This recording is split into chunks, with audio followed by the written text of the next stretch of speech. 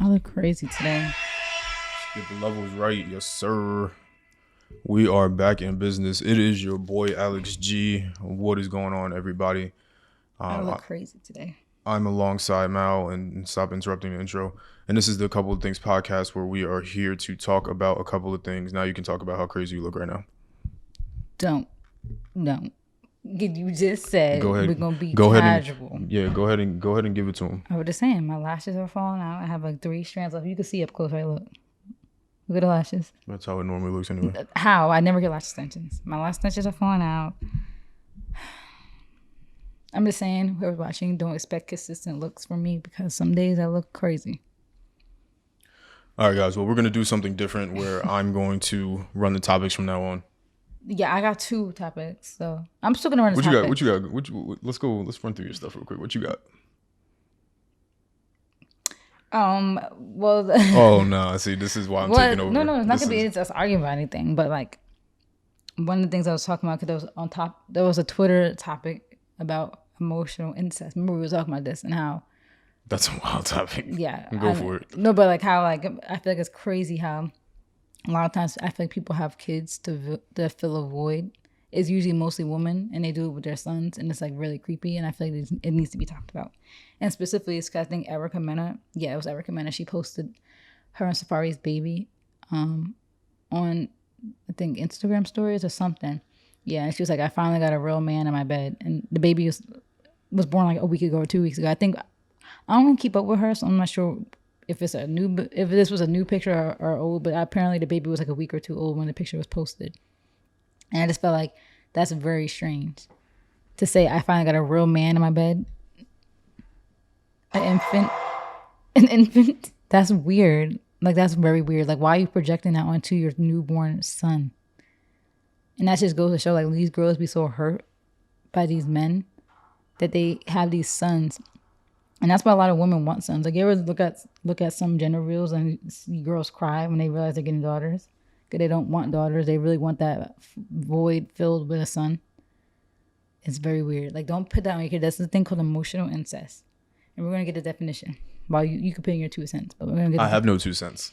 But I'm just saying, it's something that needs to be addressed. I feel like a lot of people don't realize how crazy it is. Like, we focus so much on physical abuse of children and physical just wrongdoings. But there's a lot of emotional stuff that really needs to be addressed. And that's one of them. Like, it's always like, oh, my son's, he's going to be here for me for life. He's going to love me unconditional. I never felt true love until I had a son. Or I never knew what love was like until I had a kid. Like, that's weird. You shouldn't say stuff like that. And I get some people say it with, like, not bad intentions, but a lot of people, that's what it is. They've been so hurt by the partners, and, like, they just feel like that is going to be the person to fill their void. And you're putting that burden on that child to grow up to be there for you all the time. Like, a lot of moms are like that with their sons. And it transpires. Like, you see it, how it affects when you get older. Like, moms that won't let their sons move on, or moms who are possessive over their sons when they get girlfriends. It's just weird. Very weird. And emotional incest occurs when a parent or caregiver relies on a child for the support that an adult partner would usually provide. They may also treat their child like a romantic partner. It's different from physical incest because it does not involve sexual abuse. And symptoms by survivors who are survivors of this emotional incest are they usually feel really guilty, like about, like, you know, their parents or their mom in particular, low self-esteem, or they overperform in relationships since they were the one to, like, rescue their loved one. So they the one that they feel like they overperform a relationship. They usually become that overpower or overbearing, rescuing type, because from the emotional turmoil that, you know, that they dealt with, basically. Interesting. Yeah. And I feel like it's not talked about enough. I honestly don't. People think it's so cute. Like, oh, it's so cute. Like, no, it's not cute. It's not cute to make your kid feel like they're your everything. They're your world. Because then when they leave you one day, you're going to be mad at them. And that's usually what happens. The sons leave and they start a new family. And it's like, why would you leave me? Like, you know, you only have one mother. I'm your mother. Like, that's so, ugh. It's just too much. So it's like, I feel like a lot of people, you know, everything comes down to the fact that people just need therapy. I feel like everybody needs therapy. And I think before you have kids, you really need to everybody should have therapy before they have kids. If you're just going to, like, I don't think people realize like this, like you just don't want to keep continuing these patterns, you know? And Yeah. it's just like, yeah. So I thought that was weird to say I finally got a grown man in my bed about an infant, a toddler, not a toddler, a baby, a newborn baby. It's not a man, that's a baby. First of all, like, and to say you finally got a real man in your bed, like, let's really break that down. That's weird. To say that about a baby. I'm more so caught up on the it being her son part more so than the And baby. being in my bed. Yeah, That's weird. That's innuendo. It is. Like, why are you sexualizing a baby? Your own baby. Interesting. Really, yeah. These girls are... It's one of those things because, and it's not specific to women because men obviously do crazy stuff too, but it's very interesting the way that people try to spite each other in relationships. Mm-hmm. Like that comment was meant to be spiteful, and it's just To interesting Safari. what people go to try to spite the other person. Mm-hmm. But yeah, that comment is nuts. Trying to find that picture. I don't want to see it. don't show me. don't show me that. But yeah, it's weird. And this was in August. Yeah. That's wild. Why is it just coming up now? Because there was a whole emotional incest conversation happening on Twitter for some reason. Let me see if I can find it. If I type in emotional incest. That's why I usually, the topics I usually bring up that pertain to Twitter are usually like current. Your cookies are going to be disgusting with that search. See, I know. This girl gave example. She's like, my kid taught me how to love. Like, that's emotional incest. Because why is your kid teaching you how to love? That's weird. Like, I don't know. I needed someone to love me. That's emotional incest. My son/daughter is my rock. So she was giving examples. And then that's when I saw the picture. I think it was under this thing where I saw the picture. Yeah, look. I got a real man in my bed. Like, that's crazy. That's crazy. And like people said, prime example, you're projecting responsibilities of an adult partner, calling a boy the man of the house, often skipping out on having adult relationships and dating while relying heavily on the child to be emotional support and comfort. Like, and I feel like I haven't really seen that personally. Like in my like memory, I can't really think I've seen it personally, but I know like I've seen like how like people who are now, I feel like they were victims of that, and like then they try to project that on themselves. Like they'll be like, oh, I don't need a man. Like I'll have me. It just be me and my kid. Like my kid's gonna love me, or my daughter's gonna love me. Like I feel like people. You could tell they're a product of that because they project that into how they're going to be when they have kids. And this is strange. Yeah. It's very strange. Interesting. And somebody said when moms call their son their king. Like that's a little weird. When you really break it down, like why is that your king? And some girl said she met his mom and the mom says I'm his first love. Yeah, it's the thing about these topics too, because I really don't want to stay on this. I'd rather go somewhere else. But it was just brief because it's just something interesting that I feel like we need to just get out there and let people know like this is not okay and don't do this. And if you're a victim, go get therapy. If you're a victim of emotional incest, but go ahead. If you're old enough at this point. If you're old enough. It's just interesting because you could go down a rabbit hole forever with these sorts of topics, because if you go to the root of it, it's like.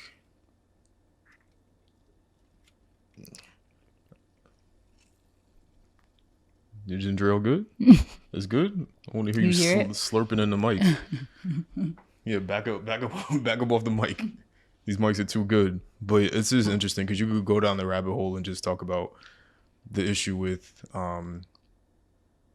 gender roles in the household. Like you could get into a lot of different things, and because that's where really the root of the issue is people. People really just projecting the relationship issues on their kid, which is kind of crazy. Mm-hmm. And it's not going to like... It's like, I don't think they realize that like, they're like damaging a person. I feel like people look at kids as like props and they don't realize they're damaging them, you know? Like they look at them as toys. Like, you know, You just came out. I remember like when Joe was packing up the stuff or like, he was cleaning up the murder scene. Spoiler alert. Yeah, spoiler. Sorry. If you don't watch it. But, you know, everybody knows that he's a killer. So they already know killing was happening in season 3. But when he was cleaning up the crime scene, like in the house, and was like, I hope, like, you know, he's not old enough to understand what's going on right now. I feel like a lot of people have that mindset when it comes to their babies. Like, Like, oh, he's fine. He don't realize what's happening right now. He don't realize what I'm saying. It's like, they might. And I'm sure, yeah, when they're infants, okay, they probably don't. But like, you're going to keep having that mindset when they're 3, 4. And like, kids are really smart. Like, there was this video in the shade room that they posted earlier. This little girl, literally, the mom was handing the baby items, and the baby was doing exactly what you would do with it. She passed her deodorant, and the baby was like this. She passed her lotion, and the baby literally like rubbed her legs. I'm like, that's crazy. They're really observant. She gave her lashes, and she like did this. Like, these babies are watching and they're listening, and I feel like people don't realize that. Like, and then now you're just damaging them. And like, if you love them so much, why are you damaging them like that? Like, stop using kids as to feel something. Stop just having babies to feel something in you. That's selfish and like psycho. All right. Okay, we said no arguments. Sorry, we said don't be mad. But this is a rightful thing to be mad at. Like, people need to stop having kids. Like, if you're not ready, if you're mentally ready, physically ready, financially ready, stop having kids. Because you're just putting them in these crazy situations. Like, it's just very like selfish, you know? Yeah. What else? All right. So let me. Okay. So the next topic I had was the savings accounts are trash. No, we're not talking about that. Okay. No. Let's just be brief. I was basically just some advice, because we said that we'll give some financial advice. But everybody, this is highly illegal. If you have a savings account, you really only use that savings account if you're saving up for your first house, if you're saving up for furniture for your first apartment, or your house too, saving up for a car, paying off student loans, and emergency money. Everybody should have at least, like, in my opinion, I think everybody should have like at least $5,000 for emergency money, if you can. That's what your savings should be for. 10,000. You gotta be able to bury somebody. Okay, yeah, 10,000. Well, yeah, 10,000 is good. I mean, 10,000, yeah, that's good. I mean, that was like my target for me, was 10,000. My target before we moved out, but 5,000 I feel like for emergency money. Like, if I were to lose my job today, 5,000 would get me through like. Dang, no, that's just rent. That's just rent for 5 months. I mean, dang, you're right. Okay, maybe 10,000 for emergency money. 5,000 for short-term short-term emergencies. 10,000 for just like emergency. But other than that, don't put your money in a savings account, because my savings account made me $5 this year. That's not so. Now I have $5 extra on top of what I already had. The dollar went up more than $5 this year. The value of the money I have in that account is worth more than that plus $5 as of with inflation. So basically, like, what we were talking about the other day is how that money is not growing with the times. That money is not being properly like valued with today's dollars. So if you put your money in, like, for example, an index fund, if you go to like any brokerage website and open up a brokerage account, invest on Fidelity, Vanguard. I use Fidelity, use Vanguard. Should we not say that? I know it doesn't really matter, but whatever. And you could invest in this, usually various index funds that you can invest in. And yeah, your money will actually grow. The rate of return is a lot higher than just putting your money in savings. So that's just my 2 cents. I feel like a lot of people who really don't know much about money, this is like good advice. Like, look into brokerage accounts and find a good fund that you want to invest in that will actually grow your money. Like, let your money grow. And the interest is going to be a lot higher than just throwing it in savings, because you're not going to make money off of your money in savings. Like, you're going to, but it's going to be very small, and the money is going to be actually devaluing. Like, the dollar increases in value every day. So decreases. Oh, sorry. I said increase. Sorry. No, wait. That's not the value of like the dollar. Yeah, the value of the dollar decreases. Okay, sorry, that was my mistake. So yeah, but so if you're not putting your money into a fund that's actually has like a rate of return where like 10%, for example, where your money is growing, then yeah, savings accounts are kind of pointless. So that was just like a premonition I had the other day. I was like, I mean, we've been talking about this and it's just been common knowledge, but I feel like it's not common knowledge for a lot of people. Like, I always see like tweets like $100,000 in my savings account by 2022. I'm claiming it. I would never have $100,000 sitting in my savings. That's dumb. Sorry. Put that in a fund. And you don't have to put the whole $100,000 in the fund, but put at least 50. Like, there's just no reason to have a large amount of this. It's like you were saying the other day, like the whole money in the mattress thing. Like, people who used to just hide their money in their house. It doesn't make sense. the money is losing value sitting in your house. It's losing value sitting in your savings account. Like, make sure you're investing it. And not all investments is like gambling. Like, you know, it is still a gamble, but it's not like long-term investments in funds that you just having money sit in is not as risky as like trading.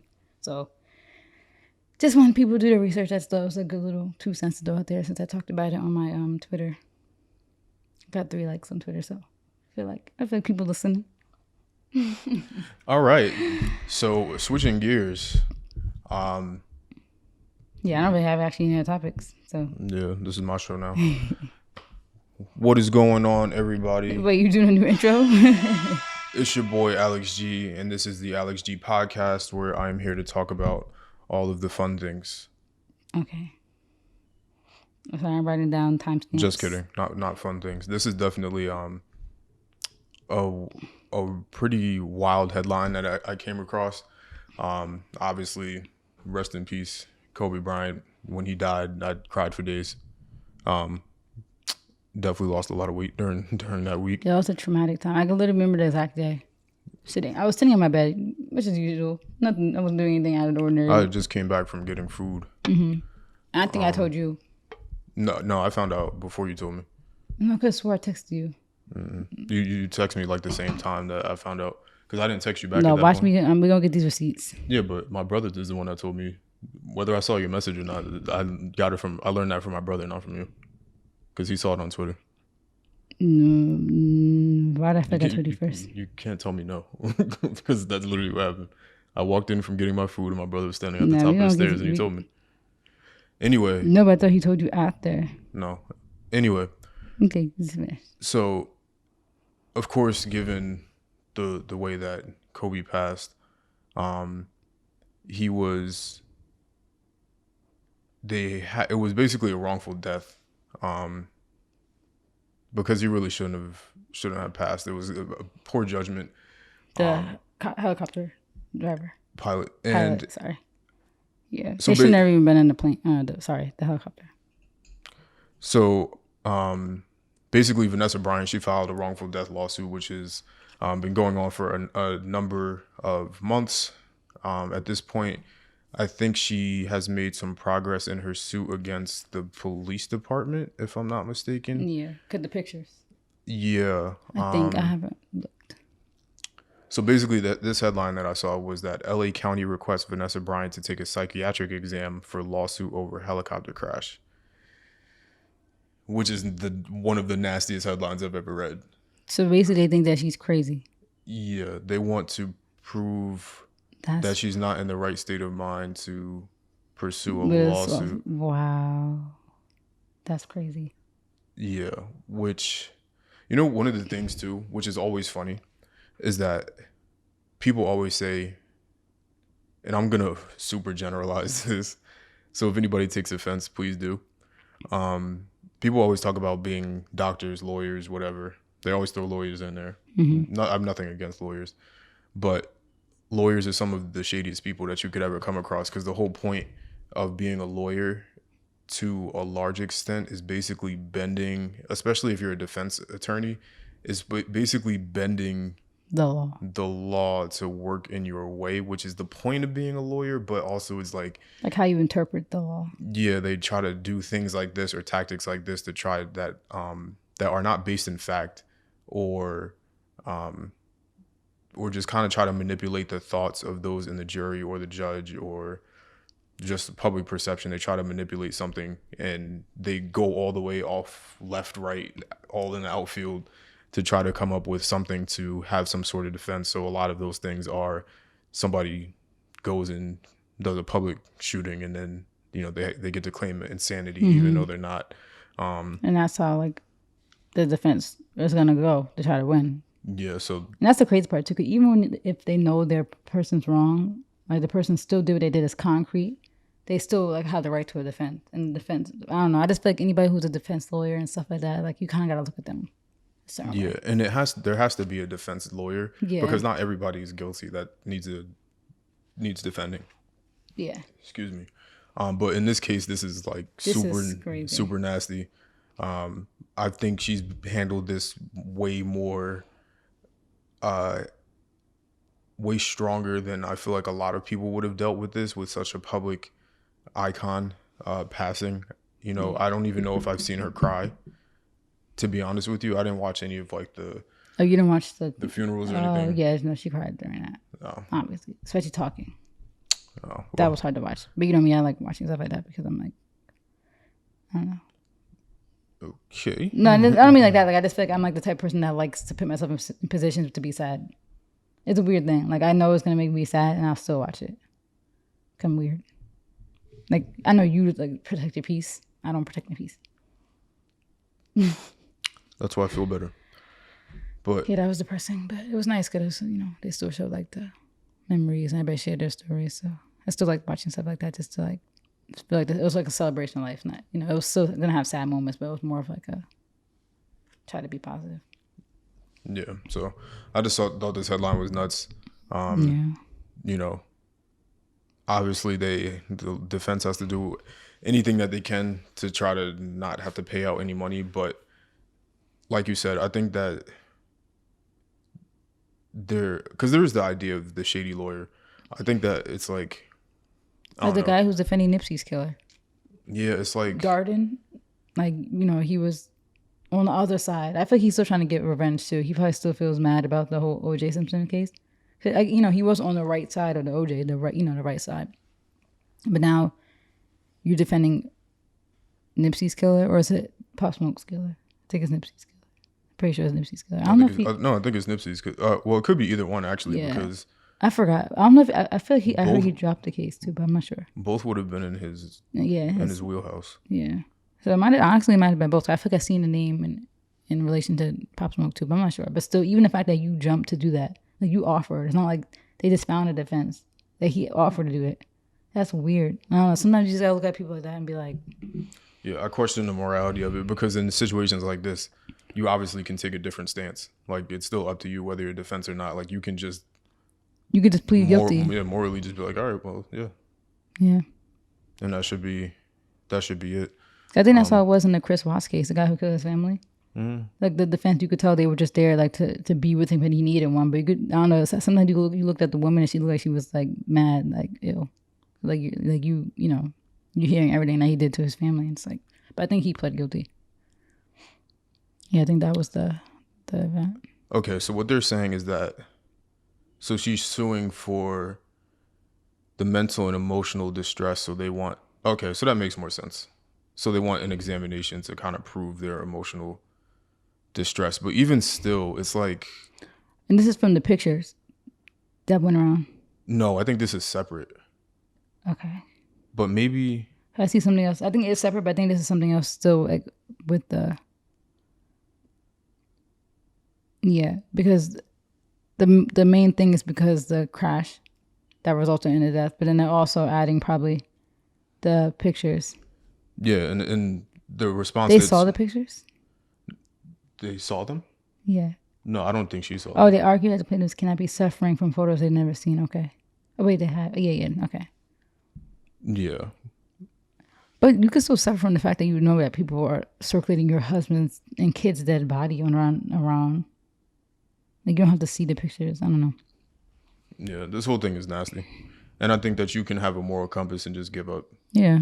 Like, it's fine. This was crazy. It's one of the most, I wouldn't use the word iconic, but maybe prominent, one of the more prominent, and I'd hate to say pop culture, but for lack of a better phrase, pop culture deaths that we've had. This was traumatic for everybody. Mm-hmm. Like I said, literally, I just locked myself in my room. Yeah, but, like, cause that's the thing, even if you didn't watch sports, people knew who he was. Yeah, because it's not so much about the game itself. It's so many more things outside of that. Like LeBron said one time, he went out to China with Kobe. He was like, LeBron was like, I thought I was famous until I went to China with Kobe and saw it was different. Mm-hmm. So it's a lot more than a game, and this is one of those things that, you know, will definitely haunt us forever. So yeah, I just thought this headline was nasty, but hopefully everything ends. And I was gonna say amicably, but no, hopefully everything ends in Vanessa Bryant's favor. Yeah. Especially when these things keep going, it's just a lot. Like, could you still get reminded about what happened? And cops protect cops and judges protect cops. So you know how that goes. Yeah. And this is LA County, so yeah, history is not the best. Yeah. All right. Well, next thing, I thought this one was kind of interesting. I don't even have any. Let's get happier sort of sound bites. Oh. Yeah, transitioning into something completely different. Rest in peace, Kobe again, of course. But I thought this one was kind of interesting because this is one of the things I hate about renting or like even taking hotels or like Airbnbs or anything like that, is that when you don't own it, you have a whole bunch of people that have access to like your stuff. Like we were having a conversation the other day about the maintenance. Maintenance can come into your crib at any time, take something you wouldn't even know. Because they can be like, oh, let's go watch the footage. It's like, wait, they run the footage too. It's like, obviously it's a crazy scenario, but just owning your own stuff and knowing where your stuff is going to be at all times is just like a way more comforting feeling. But basically, Young Thug is suing his luxury apartment. Sorry, I'm writing down the topics. Yeah, don't whisper like that in the mic again. You're making mad noise over there. Young Thug is suing his luxury apartment because an employee wrongfully gave out his bag to a stranger, which had, let me get the numbers. I think it had $40,000 in it. Whoa. Wait. So somebody who worked at his apartment. Yeah. So it was the one that did it. Okay. Basically, long story short. But they thought it was like her friend? He had a bag full of... Ooh, hard drive. Yeah, a hard drive worth $1 million worth of songs. $40,000 and 200 unreleased songs. Yeah, that's a lot. It's a lot of songs. Jewelry, all types of money. He had it in a Louis bag and he left it outside of his car accidentally. Somebody that worked accidentally leave stuff like that. Somebody that works at the apartment grabbed it, put it away with a note saying, "Do not give this away unless you contact me first, so we make sure the right person has it." And I think another employee took the bag without consulting with the original manager or whoever had it, and they gave it away to a random. And that random probably was like, whoa, when they opened it. And they didn't give it back. The random still has it? Yeah, like right now. So most likely it's gone. The Louis bag's probably sold. They probably kept the $40K in cash. Probably sold the jewelry. Melting down the jewelry right now as we speak. Why not just get back the hard drive though? I don't know. Like I would drop the hard drive off at the place I got the bag at, like anonymously, and just let him have the hard drive back. Yeah, it's just a wild situation. Well, the only thing I got from this is obviously be more responsible. Yeah, because even if he lived in a house, that bag was still just been sitting out there. Yeah. So it's still his fault. It's not like it was the apartment's fault necessarily, because the bag, somebody still would have picked up that bag regardless. But I mean, I guess because they gave it to him directly. This happened when? This happened recently, like within the last couple months. That's crazy. You think he was like crying? I don't know, because this happened to him before, like that Rich Gang mixtape. The one after that, it was a similar amount of songs, except they actually leaked. Like somebody put them all out. Do you think these songs are backed up somewhere else? You would hope. Maybe. If you were smart, you would have a song in multiple places, songs in multiple spots. But regardless, somebody having access to the songs, if they leak it, any leaked song, basically you can't monetize. Yeah. Because nobody's going to want to consume it after it's put out. That's why Kanye was probably never going to put out that song. Yeah, why it's put out. It's already out. Once it's put out improperly, then it makes it very difficult for a label to want to put money behind anything. That's why there's Young Thug songs I used to listen to all the time when we were like freshman year, because that's when the leak happened. That aren't actually out. I realized that. What's the song? It's like Purple. Yeah, Purple never released. Yeah, I realized that because I was looking on Apple Music. I was like, why is the song not on here? And usually I assume anytime a song's not on Apple Music, I'm like, all right, it's usually either it was like not an official release and it's just on SoundCloud, or it was never actually released. Yeah, it was never released. It was a part of, and that's a good song too. You could tell it wasn't done. This was me in my less conscious ways, but I was definitely one of those people that would go and consume leaks and download them and do all the illegal sorts of things. Everybody was. But in my conscious ways now, of course I wouldn't do that because that's somebody's money. Yeah. But when you're younger, you don't care. But that leak had some smokers on it. Honestly, I might have to go back and find that one. I remember it was that freshman year. Still listen to it. But it's just a wild situation. This is why I'm more so like, I need control. I need to feel control. I need to have like my own crib because at least you have no one else to blame if something happens at your house. And it's Young Thug, so even if he did leave it at his house, because he does have houses. Yeah, at least you come home and it's still there, probably. Especially if you live somewhere secure and gated. He ain't living in like regular suburbs, so it would have definitely. Nobody would have stole that Louis bag and living in a rich neighborhood. Like, yeah, the house is probably gated anyway. Yeah, like living in, I don't know. If I were rich and famous, I would have an apartment, but not really. I would have a condo, but like. I get the whole thing. I mean, if that's just where he lives, it's kind of dumb. Like, if you have that much money, you should have a house too. But does he have a house? Mm-hmm. Okay, so this is one of his properties that he was just at. Okay, so I'm not going to be as judgmental about it, but still, I don't know. Certain stuff I wouldn't even have in my apartment. But I mean, it was a luxury apartment too, so like, you would expect nobody's there trying to steal my bag. Yeah, but he's suing the place for probably the value of everything. Yikes! So. $1,040,000. Yeah. Something like that. Okay. Who knows what the jewelry's valued at? Because that could be even higher. It could be 2, 3, 4 million. Yeah. Who knows what watches and stuff were in there? But I just thought it was crazy. Like, yeah. Yeah, that's why. I mean, like I said, the main thing is just be responsible. Because I only brought that up because, like, get a house. Yeah. Not to thug, but just in general. Yeah, just in general, because it's like makes it easier to keep track of your stuff. Yeah, like there's too many other like outliers when you live in apartments. And people plot on you. Like dorms. Like part of the suit, they were like, the bag was outside of his black Lamborghini, so like clearly it was his bag. Yeah. So, people unfortunately will line you up, like people that they just wishing bad on you. That people just. Because they're probably not making much, whether it's a luxury apartment or not. If they're working there, they're probably not making crazy money. While they see people driving in with $300,000, $400,000. $500,000. Could I just from the place where we live? Like it's sad to say. I hate to like for this to be an observation, but like you see like the people who clean and like maintenance, like you could tell it's just a job for them, and that's like. Or even like when people deliver food here, like I don't know, sometimes I feel awkward, like especially when it's like other black people, because I don't know, I just feel sad because it's like, dang, I don't know, I just feel like bad. But it's like, yeah, like when you work here, like you see even the girl who with the maintenance guy situation, like they don't care for you, they don't care for the building, like they're gonna do whatever they want, and it's just sad. Yeah. But like you said, the main thing is like this stuff that's unavoidable, like the maintenance situation that's unavoidable because he broke in, But if you can avoid stuff, you can't. Like just try. Like it's the same thing with like I saw somebody on TikTok. She was like she was mad. She was like ranting how she went into the laundry room on her dorm, and her clothes were out the dryer, and they were put on top of the machine. So she said she opened the dryer so the person could come back and their clothes didn't get dried. And it was like a part of me was like, oh my god, like yeah, I remember when I was in college and that was so annoying. I hate when people would touch your stuff.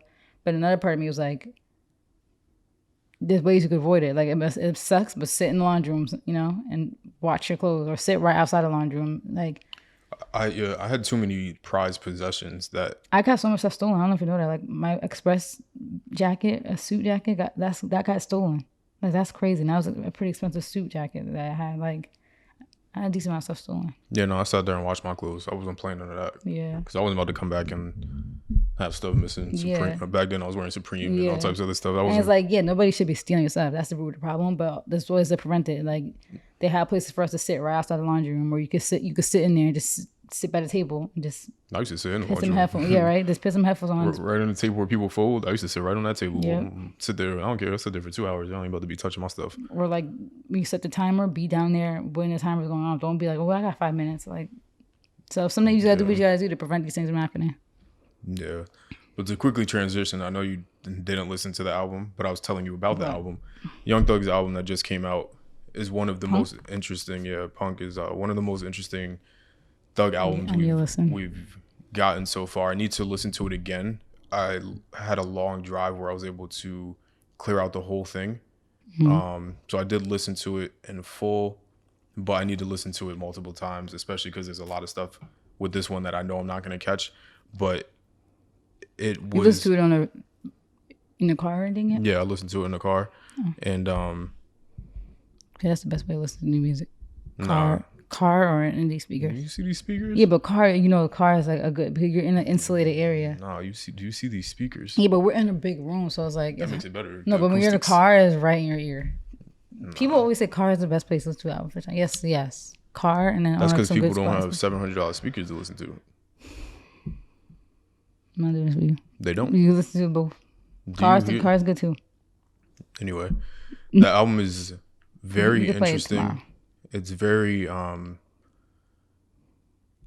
it's what I hoped it would be. I would say. I'm sure a lot of people probably.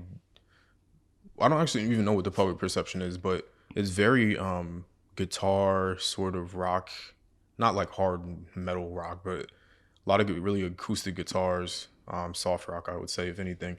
A lot of melodic singing and rapping like really well. I don't even know if I've ever heard Doug.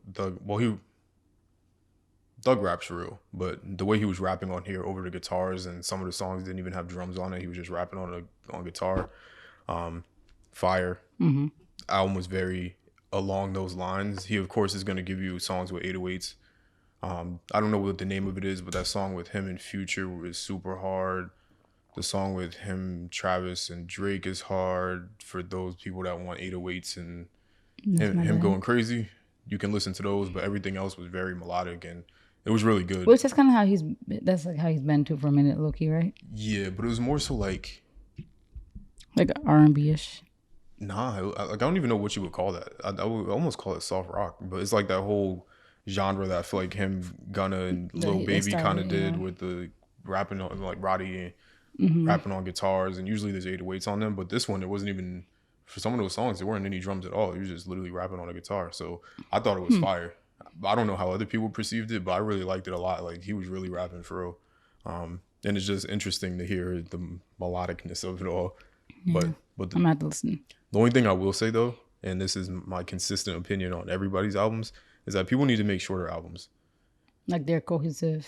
I have like a follow like a story. Yeah, like this one was cohesive. Everything sounded perfect. Like it sounded like it all should be together. Mm-hmm. But some of the songs were like 1 minute and 40 seconds. And I'm like, you could have taken this verse or these verses or this hook or whatever. You kind of could have put it into a song that already was earlier on the album and it would have worked. Like I don't need the extra 1 minute songs. Yeah, I never really like that. Yeah, I hate that. Especially if it's good. I hate it even more. Yeah, like don't make a short song. Don't make short songs. I feel like songs shouldn't be any shorter than 3 minutes. Yeah. In my opinion. Cause I hate that. So many good songs out there and they're like 2 minutes and like 1 second. I'm like, why? Or it'll be 1 minute and 50 seconds. Like, yeah, that's crazy. Stupid. Because then I gotta loop it 90 times and I'm gonna get tired of it. Yeah. But other than that, because that's not specific to Thug, I have that criticism about everybody. I like short, concise albums with a bunch of really good songs. I'd rather have 10 really good songs than 20 okay songs. Yeah. So, and not to say that his album was okay. His album was really good, and I enjoyed it. A lot of music came out that I enjoyed. See, I'm bad. Like anything that's not Kanye or Nicki, I just tune out. I know that's bad. I know it's bad, but I gotta listen to more stuff. So you don't listen to anything because they don't even drop frequently. I know. No, I do listen to stuff. I do, but it takes me a while. Like I'm a late, like what do they call it? I'm a late. What's the thing called? Remember the marketing thing? Stop it's like early. It's just lagging. That's it. It's just lagging. No, but it's like people who are late on like late something, whatever. It's like called late something. No, it's called lagging. Laggards. Yeah, but that's the last thing. That's something that's like the downhill. People who are just late. That's me. Like I'm not like a super laggard. I'm not like listening to a song years later. But like for me, I'll wait till like a specific song like gets kind of like popping that everybody likes, and then I'm like, all right, let me go listen to the album. Or like with you, like you listen to this, like I'll wait for you to play it, and I'm like, okay, Alex got the new music, and I'll listen to the car, and I just type the lyrics or Shazam it. Instead of asking, because I don't want you to laugh at me. I've never done that ever. Yes, you do. No. I feel you laugh at me because you know. I only laugh at you. Because you think I'm your son.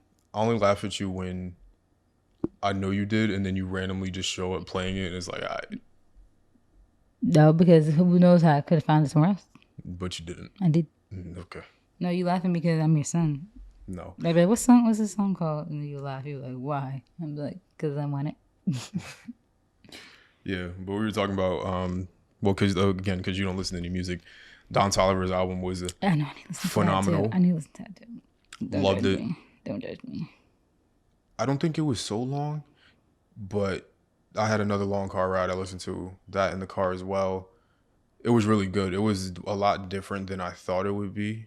Melodically, I thought he got into a lot more expanding his vocal range and sort of being more melodic. He's of course melodic in his cadence in general. Like even when he raps, he's melodic with it. But I love the way he expanded the sound into something different, where it was mostly not like what we're used to with the party turned up music. Of course, he had that, but there were a lot of things that weren't like that, and the production was a lot different. Like there was one beat, and I forget the songs. I'm never gonna know the songs when the album first drops, but there was one. It was like a '80s sort of R&B beat, which I liked a lot. So yeah, that album was fire as well. So yeah, make sure you guys go check that out. And I think that was it in terms of music. I think what has Alex bought recently? You should just get album music. Yeah, so that's the only two albums that I'm gonna currently be listening to for a while. But yeah, so switching gears, we are going to. I'm just going down the line of things I got. So what used to be a music podcast was the Joe Budden podcast. I say used to because once Rory and Mal left, I stopped watching it. You're not gonna ever watch this again? No, because it's not the same. But you know what? I will say, this is like enough. I don't think. But yeah. Okay. Anyway, I will say when we're talking about the Rory and Mal and Joe Budden podcast, but when Rory and Mal left that first time, and then they replaced them with the new host now, I thought it was entertaining. Yeah, it was great, but then... And actually, when the messed up part is when they came back, since I'm not like an OG like that, when Rory and Mal came back, I was like, dang, like, I'm kind of bored now because they were so funny. The other two, like they were like a good dynamic. And then it fell off. That's why nobody watches it anymore. But you know what? I will say when Rory and Mal came back, the energy still wasn't there. So that's, of course, I felt like it was boring. Let me not say that. People don't not watch the podcast anymore. It's just not. It's just not the same. It's not what it was. The whole point of me watching it was because of those four, I would say, if you throw Parks in there. But everybody, like, it was the whole energy of everybody put together. Because that's why all their stuff is memes and gifs. Like you don't see no memes from any of the new stuff. Yeah, the old stuff was some of the greatest entertainment I've ever watched. Like you've seen, I will watch all of the podcast episodes, watch them multiple times. I watch the comps together. I'm gonna have to go back and rewatch. A funny moments, literally the funniest entertainment thing I've ever watched. Honestly, if it was on TV. It would be crazy. Yeah, and I feel like for me, from my perspective, I felt like it was something you actually genuinely enjoyed. Like I never actually seen you watch something consistently like that. Like you I don't watch anything. You say you're not a show person. You don't really watch stuff on YouTube unless it's like sports related or stuff. So I was like it sucks. Cause I mean, at least you still have Rory and Mal, but it's like I know that for you it hurt because I was like you actually really genuinely enjoyed it. I would never use the word hurt in this situation. Not hurt, but it's like dang, like that. Why they gotta ruin a good thing? Well, not them, but him, Joe. Yeah, it's just one of those things. But yeah, the podcast was amazing. Yeah. But basically, I brought it up because Rory and Mal recently secured a new podcasting deal with Sirius. Yeah, it's the Sirius XM, whatever their podcast thing is. And it's estimated that the deal is over 10 mil or somewhere around 10 million. What was their Spotify deal? They never said. What was the other deal that Joe shut down? He never said. Allegedly, it was 50. Dang. Okay, so this is still good, but it's not. No. Allegedly, it was 50 that he asked but he wanted. Okay, so it had to be somewhere under 50. I think that in totality, they probably were offered 30.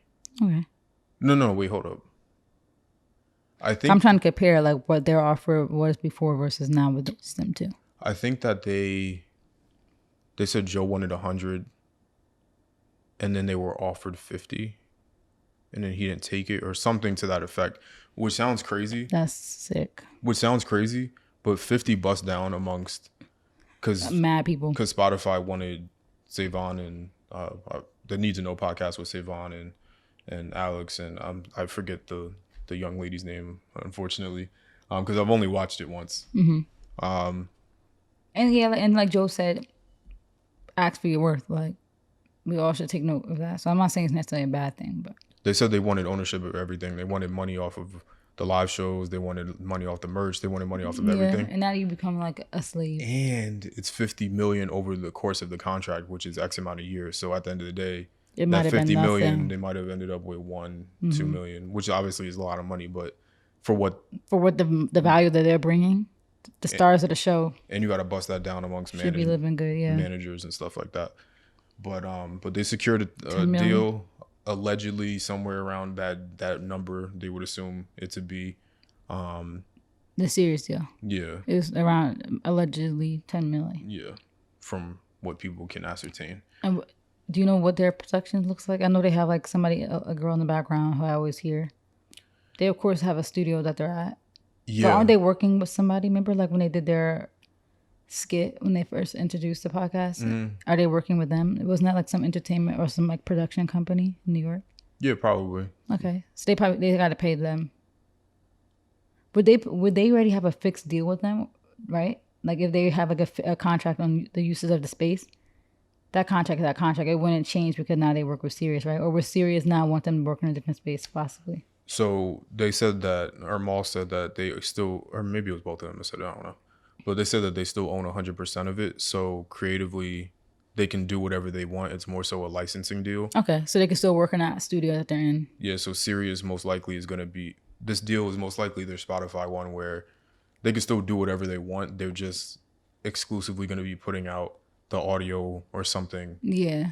On Sirius. So if you only want audio, then you have to go through Sirius. So that's a good thing then, because that means like I said, they already have a contract with the production company for use of like that space.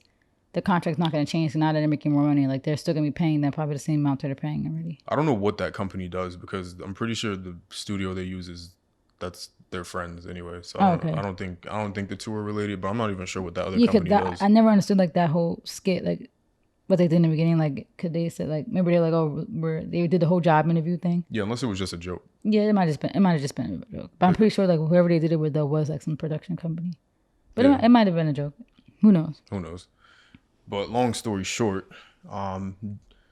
Joe apparently responded to Rory and Maul's podcast deal. Yeah, I'm interested to see what he said. Which he said he posted with one of those black screens. You know when people try to tweet on Instagram. He said they'll question your character once you stop taking care of them. Joe Budden wrote over a black screen on his story. They'll question your character when you stop taking care of them. Ooh, what does that have to do with them signing the deal? Let me hear my Joe gunshots. Liquor shot. What they got to do with the deal? Because this was allegedly in a response to this that Maul said. I think this is Maul. Let me make sure because it might be. Maul, I think Maul's the one that has more anger, which makes sense. That's your best friend from a long time. Usually, two friends who low key probably still have love for each other be really hurt when friendships fall apart. Yeah, this did come from Maul. It says there were a lot of things we wanted to do in the old show that we weren't able to because we just didn't have as much control after a while. Looking back, that was the beginning of the end. Honestly, all that started when every time we wanted to try something, the energy around it would just be like, I don't know, despite the fact that this is our show. You know what I mean? He said he continued. He said, and then there were also a lot of business meetings that were happening that we didn't know about. Coming out of all of that was a blessing because now it's literally just Rory and myself having conversations about what we creatively wanted to do, stuff that before would not have seen the light of day because the energy around it was just, I don't know, let's just think about that. Let's come back to that. It was never, yes, let's do it. Let's try. With just Rory and myself, it can happen so freely now. So I think Joe's response was to that comment. So saying like, they'll question like his character, like about how he wanted to do things. I guess. After he took care of them, basically put them on the show. Which is crazy because like. The show's not the show without them. Like that's the thing. Like we could give Joe his respect. Like, okay, yes, you used your name to create this platform, but you have to admit your friends combined with you because it wasn't just obviously just them. The combination of you three is what made the show what it is. I think he'll never admit that because it's a pride thing, an ego thing. No one like when you feel like you were the celebrity of the group, you'll never want to admit that other people was a part of that. Like you couldn't do it without them. Like I feel like he just doesn't want to like say that to himself. And that's what Maul was saying, where he was like, because Maul addressed that in when they did their episode where they address. Well, it wasn't even an episode. They didn't even have the podcast at that point. I don't think it was just them doing their response video. He was like, "Yeah, Joe, I was out on tour with you when you was at doing these shows, and nobody was showing up. Nobody was there for you." Yeah, like people. If you think about it, Joe, before the podcast, had a bad like rep. A lot of people associated him with being this angry guy who always just starting stuff with celebrities, you know? He still kind of got that rep.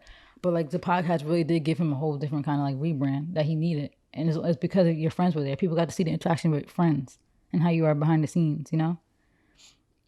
It's like, you know, we watched that thing on the History Channel with the foods that made America and like McDonald's. How you had the two brothers that made McDonald's and they didn't want to try anything new, like Joe, I guess you could say in this case. And then you had the one guy that comes in and he made McDonald's what it is today. Those two founders could have been like, we made it. You wouldn't have McDonald's without us. But it's like, no, like him coming in and changing things up is what made McDonald's what it is today. Yeah, like you can't have McDonald's without both parts. But you have to give both parts their credits because you can't have like just because one person invented it, the other person brought it to what it is today. His business mindset. Comparing Joe to McDonald's is crazy. No, the two brothers. Remember the two brothers? They was like, we cool. We don't want McDonald's to be this big thing. We're cool with what we're doing. And this other guy came in like, no, let's switch it up. Like we gonna take this international. And the brothers were like, you didn't have it. Have the brand and do what we do with it. We'll sell it. You know. This is such an interesting thing. The thing about this though, I thought they ended amicably because even the few references that Rory and Mal have, well, not Mal. Mal hasn't said anything, but Rory mostly the references he's made. Yeah, he's like, we're all past it, but clearly no, but you know they're not because you see like on the podcast they make jokes. They make jokes a lot. I mean, it could have just been jokes. They don't make jokes a lot. It's just Rory. He just made like 2 comments. Yeah. He said the Joe the Mary hat or something. Something recently that said on the last episode, like they said something about like the previous podcast or something. Yeah. But they never said his name ever, except that one time. Yeah, I'm saying you can still see this, like still some small, very subtle shade there. Sometimes, rarely. Like I said, it's been like 3 episodes. I think I know what you mean because they were talking about business dealings or something. Yeah, they said something about like accountants. So spreadsheets. Remember they were like, we need to see the spreadsheets. But the accounting, they made some jokes for like a couple times. Because I'm sure they still didn't get their money. Which rightfully so. This is still very fresh when you think about it. It's been like 6 months, right, since all this went down. It's still really pretty fresh. Like we lived here when it happened, so. Somebody stealing $400K is crazy. Yeah, it sucks though, cause like I hope one day they get to a good place, cause you have people that created like something legendary together and now hate each other. That's like not what you want. But it's allegedly hate each other. We don't know. Yeah, but it's Joe. Joe needs to. Joe's one of those people who just can't take accountability. Like people are all flawed, but you could say like where you went wrong, and he's not that person. It's something with him. It's very strange. But the ego is that big that he can never just be like, I was wrong. Yeah. No, that's sad. And that's somebody getting your worst enemy. Because look what you did. You literally collapsed the empire. Simply because your ego was that big. And it could have been saved. When Mal and Rory came back and there was still some tension, I still feel like then it could have been saved. But once it got to the whole... I feel like Mal was going to... No, but Mal seemed like... He even said that. No, but I'm saying Mal seemed like he was kind of in a good mood. He even said, no, but he said after their talk, everything's good. But then when Joe sat there and said, that's literally what Mal said himself, that when Joe sat there and said, I don't owe my friends respect, that was it. I said it could have been saved before he said, I don't owe my friends respect. No, but they addressed that even after that part. If you remembered either it was in their response video or the first video they did. No, it was in the response video. No, I thought they said they had that in-person talking that actually went good. And that Joe behind the scenes was all apologetic and like admitting to his wrongs. They said that in the last episode of the podcast. But Mal expounded. He said that he knew it was over when they had that conversation in Park's backyard, and was like, he said that he knew it was over, and Rory was just trying to keep the podcast going and keep everybody together. So even in the video or the episodes they did after that, the common knowledge was that Rory knew that Mal was done and Mal knew that he was done regardless. There was really no way to save it. But I do feel like the whole I don't owe my friends respect was really like, all right, that's it. Now it's not even a chance. Like now it's done. It's done. Like not even just the podcast, but the friendship. Like that was like the end all be all. Was I don't owe my friends respect. It was like, okay, you don't owe me respect. And like, Mal said like for him, respect means everything. So that's where he comes from, that type of. Yeah. I'm kind of glad it ended, honestly. Sometimes you gotta Yeah, sometimes, you know, like, you gotta let a good they thing always, go. yeah, I was about to say, that's like a saying, like, sometimes good things, like, come to an end. Everything has to come to an end eventually, and, like, it sucks that it kind of had to end like that, but. Because the podcast was amazing during the good times, but during, like, the weirdness of it, it was, like, The cringy. vibe was so cringy. Like, sometimes I wouldn't even, like, if it was a new episode, sometimes, obviously, you go straight to the comments. If it was certain comments, I literally wouldn't even watch the episode. Around the time of the downfall, too, like, that's when it got cringe. Yeah, it's so unfortunate that the podcast fell apart, too, when we moved here, because, like, literally, we were always, like, I knew that someday you watched, and I, like, watched sometimes, too, so I was like, okay, cool, now we get to watch together, and then it ended. Yeah. But I just thought the comment was interesting, but congrats to them. Yeah, and like you were saying, too, like, when times were good, they were good, but, like, when you really think about it, there was not really much growth. So it was cool to see Rory and Maul do their own thing, like, them cooking in, what's his name's house? What's his name? Belly. Yeah, Belly's house, and, like, they just have different stuff going on. Like, it's, like, a different vibe, and it's cool. Like, it's more than a podcast, so it's cool to see, like, how it's going. I feel like Joe kind of wanted to stay in that box, and, like, you know, it was good for what it was. Like, it really was good, but I feel like after a while, you have to develop, you know? The same thing we were saying with, like, music and artists. Eventually, I figured we got to a point where people would have been kind of bored. Yeah. So you needed that experimenting that Maul wanted to do. The interesting thing, though, and then we could switch to something else, but they had a lot of those moments where Joe was like, "Oh, who's available this weekend? We're gonna go to the basketball court. We're gonna record ourselves playing." And it's like he said things like that, but to see that it never ended up happening is interesting, because then it's like, well, and a lot of people have people like that in their lives. Like, they'll be like, "Oh, let's do this," and it never happens. Like, you need people with intention, and he's like one of those people who kind of, like, the ball was in his court, for, you know, high key, because it's still his name, like, it's still Joe Budden podcast, but yeah, somebody like that who's like, who will say that, but then no action. Is like, you get tired of that for a while. Like, okay, yeah, we're gonna do this, and you never do that. I hate people like that. Like, oh, we're gonna do this, we're about to do this, but it never happens. Yeah. We're gonna go on this trip, we're gonna go on this, it never happens. Yeah. Yeah. Now to switch back into some sad shit. This Pop Smoke situation continues to develop during the trials, and it's getting nastier and nastier with every update. With what happened? Yeah. Oh God, what's the recent update? So allegedly, the shooter, well, not allegedly, not the place to use it. The person that's on trial said that he didn't do it. You're talking about that? Oh, okay. Yeah. Which is nasty. He said that he's the alleged shooter, but he said that he didn't shoot him. He just drove them to shoot him. But you think he's lying? But then he said he didn't tell them to shoot them. He told them to use the flower vase to hit Pop Smoke with the flower vase and not the gun. And now it just becomes even more. So he was in the house. Yeah, they all were. Okay, so he was a driver, but he also was in the house. Yeah. Okay. And he told the person that did shoot him, even though I don't think he's telling who shot him, to use a vase. Yeah. But he didn't. Yeah. And by accident or intentionally? I don't know. It's just like the more details, it just becomes more and more stupid, and that's the thing. But now it's done for him. You know, the whole snitch thing. It's done for all of them. Yeah. That's a shame. Imagine throwing away your life for something like this. Like, nothing, that just had to happen. For a watch? Just sad. Yeah, it's crazy. And you know what else I hate too? I actually saw something with this saying, like,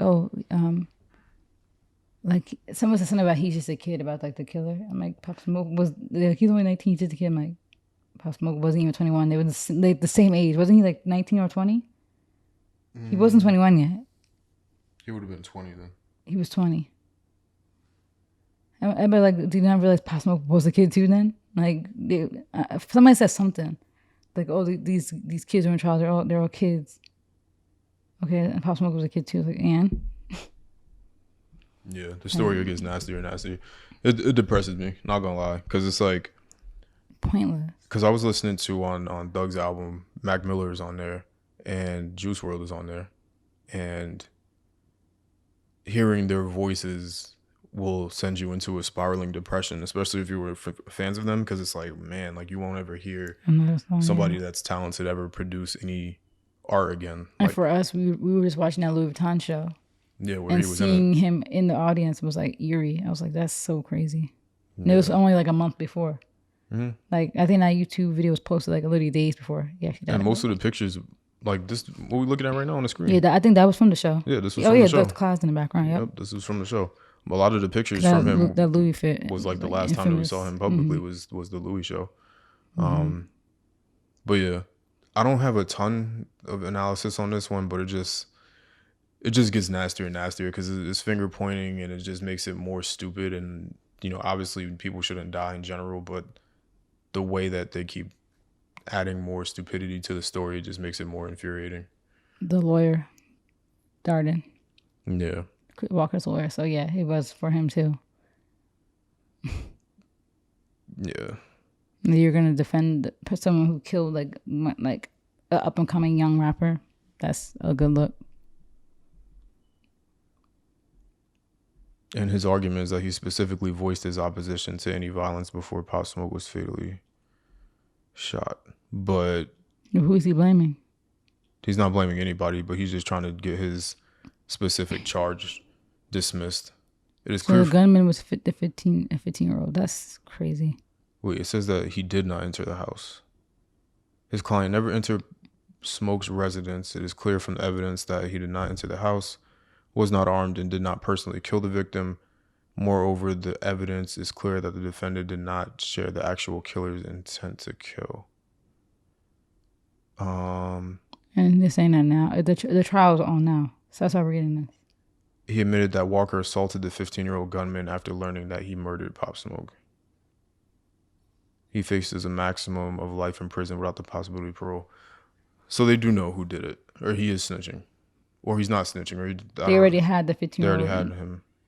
Okay, so why is this guy getting so much press? It's because he was the only one over 18, probably. Probably. I think everybody in that group was young, but this guy was 19, so his trial's public. Yeah, this is so they're gonna. I'm confused what the angle is here, because maybe because they didn't charge him with being an accessory to murder, because I'm not like super familiar. I'm not a lawyer. I'm not like a ton familiar with the way the court system works. But if you're not initially charged with something, can you then eventually be charged with it? Because if they decide that... can they add charges? Because like, isn't technically like the trial for the specific charge? Yeah, so like that's what I'm wondering. But then to me, that would be considered double jeopardy, no? Where you can't be tried twice for the same crime. Yeah, right. Because if he's facing a maximum life sentence, would you receive a life sentence for being an accessory? No. If you didn't actually pull the trigger? So they think he's... Well, possibly. But well, yeah, true, because it was still such a high-profile killing. But it's and interesting. You're still a part of it, so you're still like a risk. Because if they are able to prove this, I could see him getting off. But it's just interesting if they would be able to at least then... try him again for switch it to being an accessory. Yeah, I'm actually not sure about that. That's a good question. Any lawyers that are watching this, in the off chance that any lawyers watching this, definitely. If I didn't do accounting, I would have been a lawyer, but I'm too shy. Definitely let us know. But yeah, it just makes it more sad and more stupid. Like saying, "Hey, throw a vase at him instead of shooting him." Like, don't shoot him, throw a vase at him. It's just like it's the stupidity of it, which like, is like that means nothing now. Which is now draining. He's gone. Like, okay, cool. You would have do a vase, cool. Like, it's not even relevant. Shouldn't have drove him to the house. Yeah. So he should get charged too for murder. It's just so dumb. Because you drove them knowing they had firearms in the car. Yeah, so like, and that could have got deadly. Like they brought it in. And they know like Pop Smoke's like vibe was like if. Well, they said allegedly. If he was in the shower and stuff, he would have probably been shooting back. If he was more alert and they didn't catch him, like it sucks that they caught him literally in the shower. Like, of course you had to be in the shower. But that's where the whole somebody on the inside might have said something. But I don't know if that's true. This might have been a back one sentence, but I feel like if he was in the shower, I mean, he still might have been asleep. Maybe not. He might have been up. I feel like if he was more alert, it could have been like a shootout, and it might have got bad though, because it was more of them than him. Yeah. Well, the story. Did they all have guns though? The people in the house? No, the other people. I think so. Or just the killer, like just the kid. I think they all might have had it, but I could be wrong. I hate to give misinformation. Yeah. Because we don't know for sure. Yeah. And I haven't really been paying attention to the trial. I kind of just pay attention to the headlines because we got a lot of information initially, and I don't really expect much to come out, much more information to come out. The trial's in Cali, of course, right? Yeah. What's California's laws as far as trials? Do they publicize them, or is it just the pictures that we get? No, yeah. Oh yeah, duh, O.J. Simpson. No, some states they don't publicize trials. Yeah. Okay, so you actually could watch it if you wanted to, but it's just not. I guess not everybody's talking about it like that. Yeah. Okay, yeah, because some states different, but the O.J. Simpson trial was live. I think Florida, Cali, New York, you can't. Nope. New York is just pictures. So annoying. I wonder if they ever change that. Yeah. Well, rest in peace, Pop Smoke. Yeah. Just dumb. stupid situation. A lot of these deaths, especially for celebrities, are just dumb. It's like so preventable. Yeah. But staying on New York news, and this definitely I won't stay on long because I swore I wasn't going to talk about COVID ever again on this thing. But I don't know. Kyrie. Yeah, I don't know how much you've been paying attention to it. But no, last thing I heard was just he like I think I didn't watch the video, but I just remember hearing about it. Yeah, I didn't actually even watch the video either because I just know how intelligent Kyrie is. So, given his stance on things, I know he would have articulated himself well with why he is against getting the vaccine. So, it's just interesting. So wait, now I know like the recent thing they were saying, is now he can't play at all. Yeah, he's banned if he doesn't get. Okay, so before it was just home games. Yeah, now he's banned. But completely. Now the NBA banned him. No, the Nets banned. The Nets banned him. Dang. Why would you want to play with a team that banned you? Yeah, so he might be getting traded soon. Oh my god. Yeah. This could have been our year too. Because honestly, the Nets should have won last year. Remember, like we was watching. They should have. Not maybe they wouldn't have gotten like they wouldn't have won it all, but they should have went a lot farther. They're literally the dream team, and now we're about to lose him. Yeah, so we're just stupid. Okay. They don't have to pay him any money, so they're not missing out on anything except winning more games. Yeah, but I hope they lose. Bad. But yeah, it's an interesting situation because there's also another player, Michael Porter Jr., who said that the reason why he hasn't gotten the vaccine. Actually, I might have it pulled up. Let me try to pull it up first. But while I still have this up, so basically, yeah, he just saying that everybody is criticizing him. Like all the sports players are saying, like, just get it. And it's like this is selfish.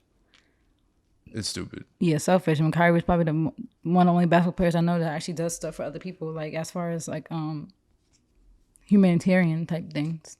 Yeah, but he's selfish. And there's not every player in the NBA is vaccinated either. This is only really an issue.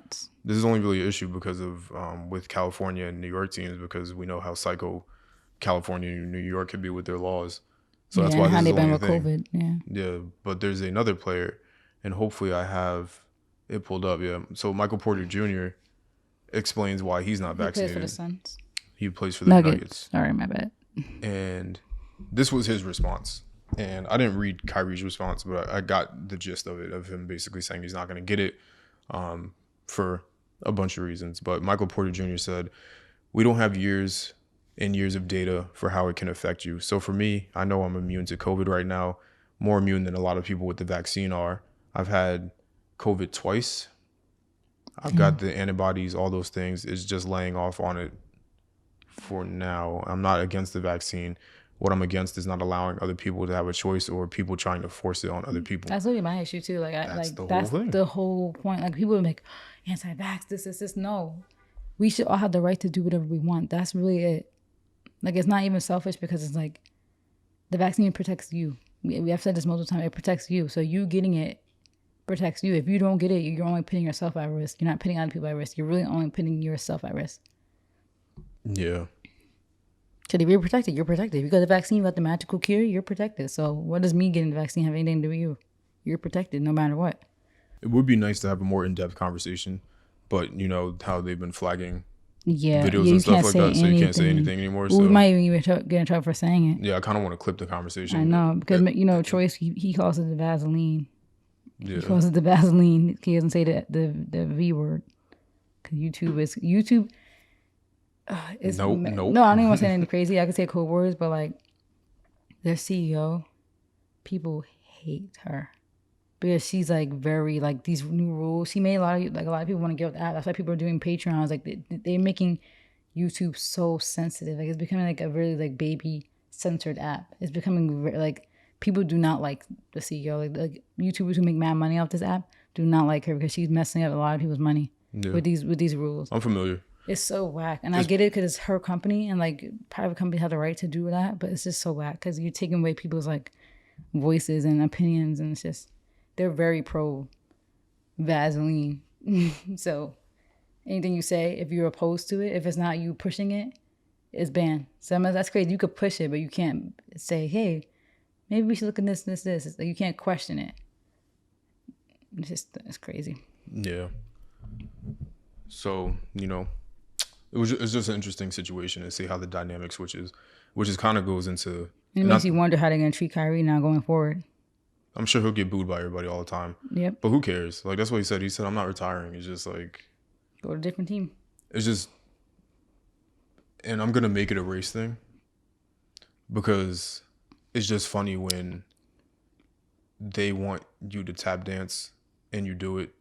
And they love you. They love you. No and issues. Then when you don't, then you're a menace to society and you don't deserve anything. And your family should all burn. And this kind of, if you think about it, it's kind of a race thing because like we dominate. Like we're predominantly the people in all these sports. So, you know, you look at it from a viewpoint as there's owners that own these teams, that own these people, you know, and obviously it's a lot different than slavery, but, you know, because you're making money. But it's still in a way a form of like, we have these white people at the top who own these players who are here to entertain everybody who, you know, you see these crowds at a sports game. It's mostly white people in these crowds. And they'll love you until they're against you. Now they hate you and they'll curse you out. Probably call you the N-word. Yeah. But I'm good for Kyrie. Yeah, good for him. Stand on, but just in general, stand on what you believe in. You know, obviously with a grain of salt. Don't stand on nothing crazy where it's literally harming somebody. This is freedom to do whatever you want with your body, and I like that he's standing his ground. He's not swaying. He's not falling for the pressure. The only people that I know that have had COVID are all vaccinated. I actually don't know anybody that was unvaccinated that got COVID. Same. Which I know obviously is definitely not like that's not true. No, but I mean that makes more sense why they would be more pressed to get it because they know how it was and how scary it was to have it. Yeah, but I haven't had COVID. Yeah, just to point out the weird sort of thought process around it all. But again, yeah, right. Like, I'm not gonna get flagged. We're moving on. Like, I'm not vaccinated and I haven't had COVID. Okay. What does that say? I'm just kidding. I mean, it says I'm healthy and I eat right. No. Just kidding. You know, I do know people who are vaccinated that didn't have COVID. Yeah, me too. Like Amira, my sister. So, yeah, just got a few. That we know, because who knows? We could add it. We just had, what was it called when you don't have symptoms? Asymptomatic. Matter of fact, I was going to talk about this. I'm not even going to mention that girl. What? I'm not going to mention her name. Brittany Renner? I just said I wasn't going to mention her going name. to the campus? How's your sons? The only thing left that I have that I wanted to talk about was we briefly, if at all, talked about it last week was the... Nobody talked about it. Dave Chappelle? Yeah. That was our last topic. Okay. It was our last topic. So I don't know how deep we got into it, but we talked about it. So the last thing that I have here is just Netflix workers' response to the special. A lot has happened since that special came out. Obviously, Twitter was in an uproar. Still trending. Still going on. On Netflix. It's still top 10. Of course, it's Dave Chappelle. Yeah. Yeah, there was a lot of backlash on social media, and just like he said in the special, Twitter is not real, so he doesn't care about anything that goes on Twitter. It's not a real place. The funny thing is too, like you can't really phase people who grew up in an era where Twitter didn't exist too. Some people you can. You see people like Kanye kind of got affected by it a little bit, but you can't impact real comedians. Like you can never cancel. He's been through some stuff. He literally moved to Africa because of everything that went down. You think he's gonna get threatened by some tweet? A lot of the real, I wouldn't say real comedians, but people that are like really, I don't even know what the way to say this is, but you can't cancel certain comedians because they just don't care.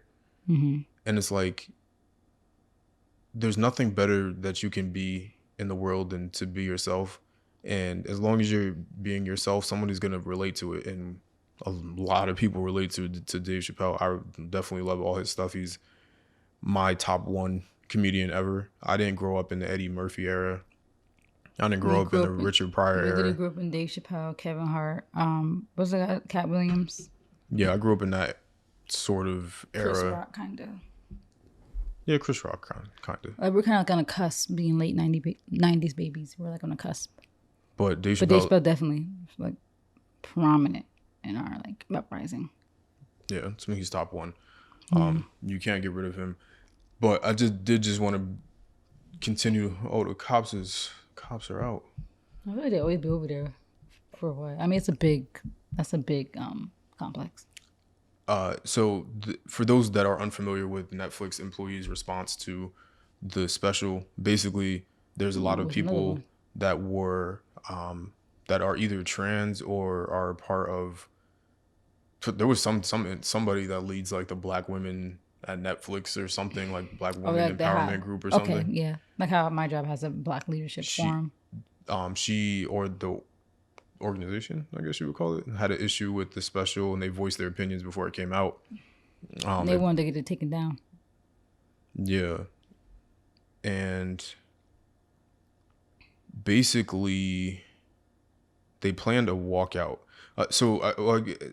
Before the walkout happened, one of the employees took sensitive company information and leaked all of it. And they got fired because you can't, regardless of your beliefs about something, like this is an actual company where people actually invest in the company. Like they could have lost millions or billions of dollars from like stockholders doing things like this, and you can't damage the company and do illegal things. Yeah, like that's crazy. Like you can't leak information that's private. Those things don't come out until they're like vetted by in the financial reports when they put them out next year. So like you can't, or at the end of the quarter, whatever. So you can't do that. Yeah. And hopefully people, because I know people are dense and they don't have any common sense, or people don't want to learn anything, but you can't violate a company's policy and then still remain, like, especially something that severe. Like you can't leak sensitive data. You think that you would be like the stay employee? Because now Disney knows how much Dave Chappelle is getting paid, literally, or any people. I think they leaked a lot of information. They could see what somebody's getting paid. Like all of that stuff is and that's like beneficial to their competitors. Yeah, and that stuff is literally like sensitive information for a reason. Like that like affect Dave Chappelle too, because it affects his like marketability. Like so now people know, okay, they paid him this, so now we're gonna offer him this. Yeah. You know? Also, what he got paid to do for like an hour is crazy. He basically got paid $30 million for an hour. I mean, he deserves it. When you put in the work, and he made Netflix probably more than that already. Everybody running to watch it. That's part of the thing, though. Part of the data that came out, and this is all alleged, because who knows? Oh, because people know how much. Allegedly, Netflix didn't recoup on the Sticks and Stones one. Like they didn't make the money back from the one that started the whole trans issue in the first place. But they said that what they don't, which is interesting, because I feel like regardless, he always does well. Yeah, he did. Like if it was 25 million they paid him, like he did like 23 or something like that.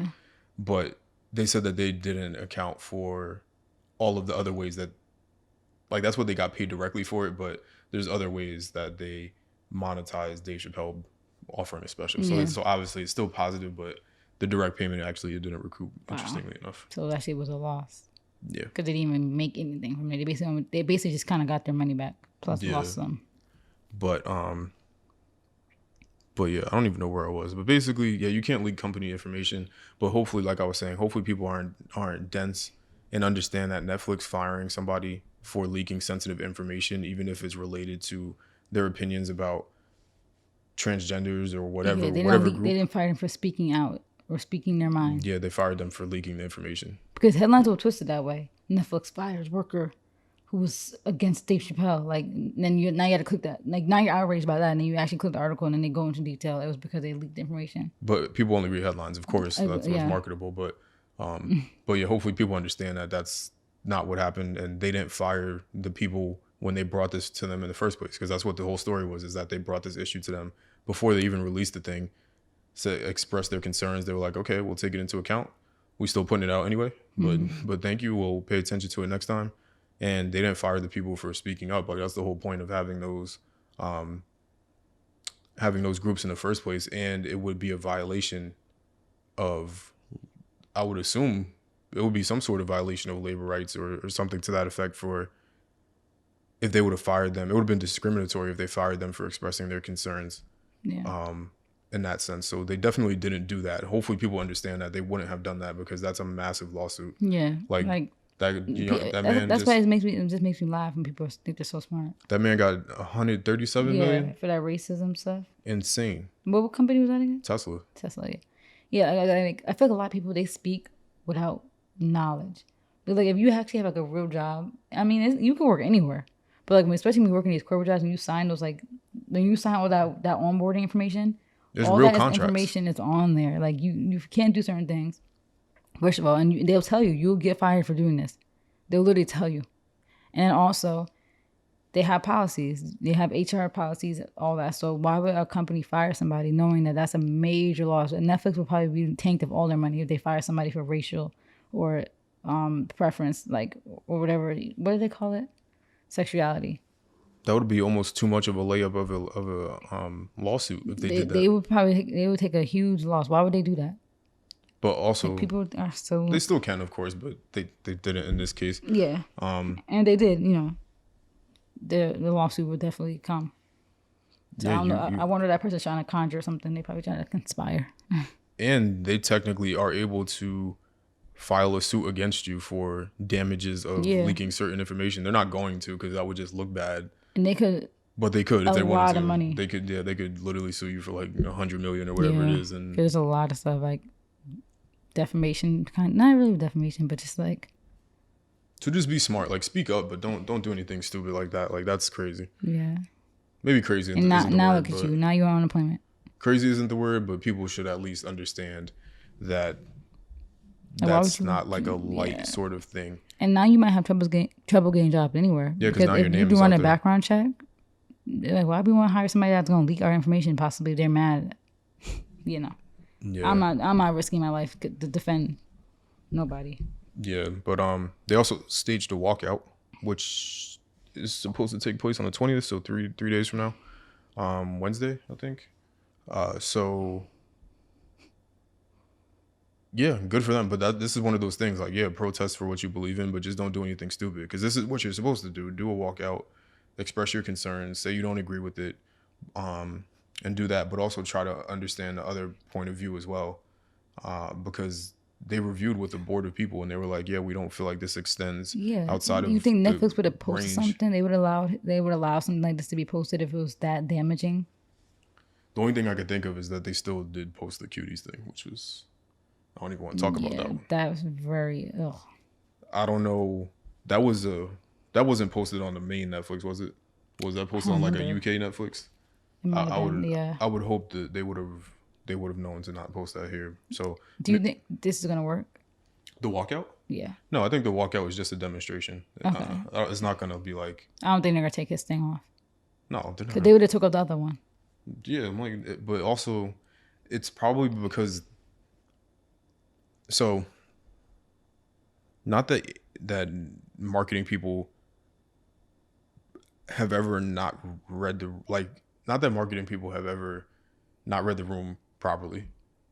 That's happened, but a board of people that make millions and millions of dollars, they're gonna do what's in their best interest, and they reviewed this. So like, with probably with scrutiny, especially any comedy specials where it could definitely do a lot of damage to the company, they definitely will be reviewing all of that sort of content, and it really. I just don't understand what people didn't understand about what he was saying. And that's like part of the problem. Because I don't know if we talked about it last time, but literally we were saying he was just trying to say why is one group, or why is outrage so much higher for this but not this? That's all he was just trying to say. It was just a question. And just adding jokes. But people are allowed to make jokes that are not true. Like jokes aren't true. I don't think he really means what he's saying. It's just jokes. Yeah, he's just saying a joke to try to get across to people, but people aren't getting it. It's Like dark humor. Yeah, it's dark humor to highlight dark issues. Like that's the thing. It is a real issue that but you people can't, will care more about hurting the feelings of somebody who is a man that is attracted to another man. You get canceled if you offend them, but if somebody kills somebody, if black people are being clowned, if Dave Chappelle's making all these episodes about black people being crackheads and being bad with spending money and baby mamas, none of that. You don't get canceled for none of that, but you get canceled when you make one comment about a gay person. That's literally the point he was making. Yeah, like, why is the one issue more severe than the other? Why are black people and stuff that happens with us still at the bottom of the totem pole? Why is a black man being killed, despite the reasons of why he may have been killed? Why did he not? Why is people not getting canceled for that? It's just a question, and that's all he wants. It's just an answer. Yeah, let's have a conversation. Give us a valid answer. Give us a valid answer, right? Like their community, please give us an answer from your community. That's it. Because it can't be anytime anything is questioned or any time a conversation is brought up, you automatically get thrown with phobic. Yeah. It's like that's not people fair. People are allowed to question. We're all raised differently. We all have different mindsets. We're all individuals. We want to understand. Because then the second a black person says something about race, then it's like, why y'all make everything about race? Yeah, why is everything about race? That happened so long ago. You guys been free since the 60s. Racism is not a thing no more. Okay. It's like, whoa. Yeah, so I never understood because it highlights so many issues like outside of this, and that's also the other thing. Like he used that specific group, but it's also larger than that. People have to expand. Like I feel like TikTok and like I pick on TikTok a lot, Instagram, and all these things really melt your brain into like you have you have no perspective on anything. You have no education about anything. You go to school and don't learn anything. You don't try to learn anything outside of school. You don't read a book. You don't try to expand your knowledge. You don't try to enjoy other cultures. You don't try to learn and do anything. And then you have an opinion that's based on nothing. Yeah. You have an opinion that's based on what you saw on Instagram. Like literally that person who tweeted today, Kamala and Joe didn't do nothing. Look at the gas prices. They don't got nothing to do with the gas prices. Yeah, gas prices. That's inflation. That's oil stuff that's happening. Companies that have nothing. The government doesn't regulate. They don't say, okay, let's make the gas price $3.20 today. They don't do that. Like people are not really stupid. Like why would you even make a tweet like that? Yeah, it could have been a joke, but it wasn't a joke. I don't think it was a joke. He was dead serious. It definitely wasn't a joke. He was dead serious.